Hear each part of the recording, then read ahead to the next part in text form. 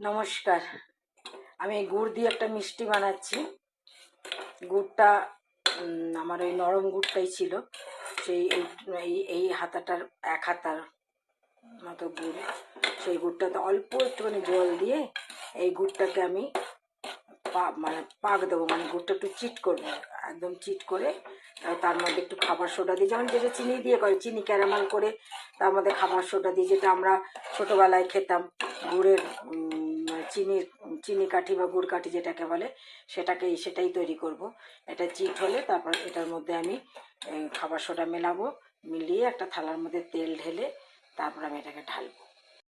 গুড়টা পাক হয়ে গেছে, অনেকটাই গুড়টা পাক হয়ে গেছে। আমি একটুখানি জলে ঢেলে দেখব, যদি শক্ত হয়ে যায় তাহলে বুঝতে হবে যেটা হয়ে গেছে। হ্যাঁ, হয়ে গেছে। হ্যাঁ দেখুন, এটার পরে আরও শক্ত হয়ে যাবে।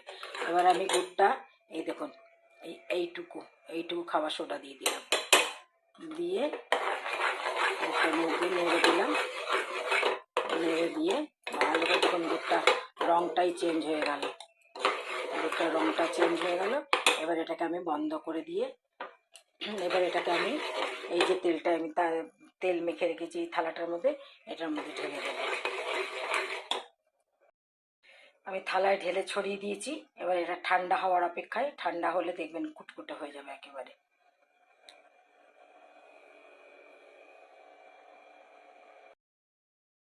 দেখুন, দেখুন,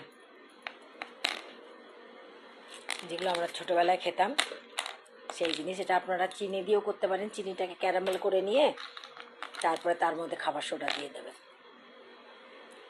তো ছুটপুট মিষ্টি রাত্রিবেলা, এগুলো আমার মেয়ের অর্ডার, এগুলো সব রাত্রিবেলা, কারণ আমরা খুব তাড়াতাড়ি ডিনার করে নিই 8টার মধ্যে।